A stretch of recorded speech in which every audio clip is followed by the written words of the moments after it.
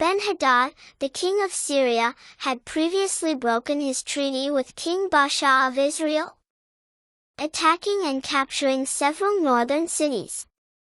However, he wasn't satisfied with those conquests.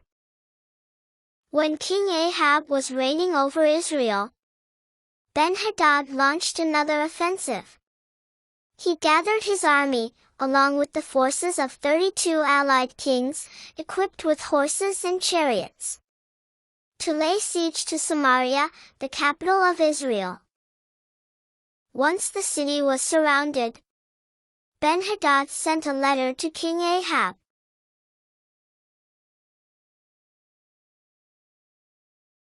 In the letter, he demanded silver and gold, women and children. Ahab was scared and agreed to his demands. Soon Ben-hadad's messengers returned and pressed for further concessions. They said that they would send their officials to search the palace and the homes of Ahab's officials, to take away everything that is valuable. King Ahab was furious. The elders and the people advised, "Don't give in to any more demands." So Ahab retracted his surrender, and the messengers returned to Ben-hadad with his response. Ahab then prepared to defend his capital. Ben-hadad sent this message to Ahab: "May the gods strike me, and even kill me, if there remains enough dust from Samaria to provide even a handful for each of my soldiers." King Ahab of Israel was furious, and he sent back this answer: "One who puts on his armor should not boast like one who takes it off." Ahab's reply reached Ben-hadad and the other kings, as they were drinking in their tents. Ben-hadad then commanded his officers, "Prepare to attack." Soon after that, a certain prophet came to see King Ahab, and told him what the Lord said. "Do you see all these enemy forces? Today I will hand them all over to you. Then you will know that I am the Lord." Ahab asked, "How will he do it?" and the prophet told him what the Lord said. "The troops of the provincial commanders will do it. And you should attack first." So Ahab mustered the troops of the 232 provincial commanders. Then he called out the rest of the army of Israel, some 7,000 men. And they marched out of the city as the first contingent.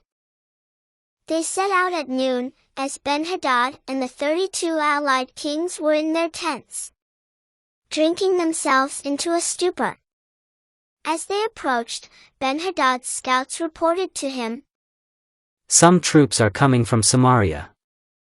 Ben-hadad commanded, "Take them alive, whether they have come for peace or for war."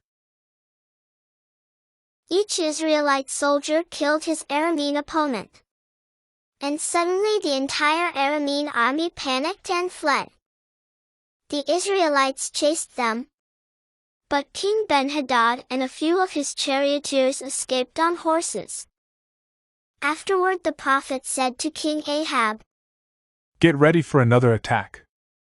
Begin making plans now, for the king of Aram will come back next spring." After their defeat, Ben-hadad's officers said to him, "The Israelite gods are gods of the hills. That is why they won. But we can beat them easily on the plains. Only this time replace the kings with field commanders." The following spring, Ben-hadad called up the Aramean army and marched out against Israel, this time at Aphek. Israel then mustered its army, set up supply lines, and marched out for battle. The two armies camped opposite each other, and the Israelite army looked like two little flocks of goats, in comparison to the vast Aramean forces that filled the countryside. Then the man of God went to Ahab with the Lord's message. The Arameans have said, "The Lord is a God of the hills and not of the plains." So I will defeat this vast army for you. Then you will know that I am the Lord. On the seventh day, the battle began. The Israelites killed 100,000 Aramean foot soldiers in one day. The rest fled into the town of Aphek. But the wall fell on them and killed another 27,000. Ben-hadad fled into the town and hid in a secret room. Ben-hadad's officers said to him, "Sir, we have heard that the kings of Israel are merciful. So let's humble ourselves by wearing sackcloth around our waists, and putting ropes on our heads, and surrender to the king of Israel. Then perhaps he will let you live." So they put on sackcloth and ropes. And they went to the king of Israel and begged. "Your servant Ben-hadad says, 'Please let me live.'" The king of Israel responded, Is he still alive? He is my brother. The men took this as a good sign, and quickly picked up on his words.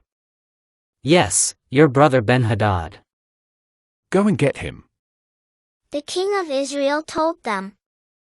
And when Ben-hadad arrived, Ahab invited him up into his chariot. Ben-hadad told him, I will give back the towns my father took from your father, and you may establish places of trade in Damascus, as my father did in Samaria. Then Ahab said, I will release you under these conditions. So they made a new treaty. And Ben-hadad was set free. A prophet of the Lord went to King Ahab with a harsh message from God. Because you have spared the man, I said must be destroyed. Now you must die in his place. And your people will die instead of his people. Sullen and angry, King Ahab returned to his palace in Samaria.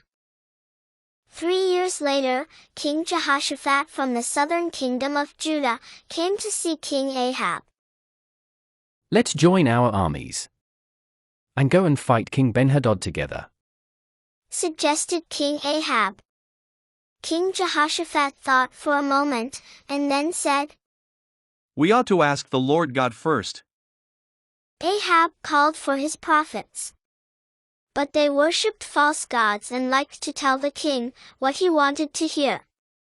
400 false prophets arrived and declared, Yes. Go into battle, because you will surely win. King Jehoshaphat insisted a true prophet of God was summoned. Micaiah, a prophet of the Lord, arrived and announced, God says you will lose this battle. Your armies will be crushed, and it will be a disaster. King Ahab was so annoyed with Micaiah's answer. He threw the Lord's prophet in prison, with instructions to keep him there until he returned victorious from the battle. Ignoring the advice of the Lord's prophet, King Ahab and King Jehoshaphat rode into battle. It was a disaster. The Syrians made a fierce attack towards King Jehoshaphat, and he had to flee back home as fast as he could. King Ahab had gone into battle, disguised as an ordinary soldier, with armor for protection. During the battle, a stray arrow hit him, finding a small gap in his armor. I'm hit. He shouted. Get me out of here. He left the battle mortally wounded. King Ahab died later that evening. Dogs licked the blood off his chariot. He died, just as God said he would.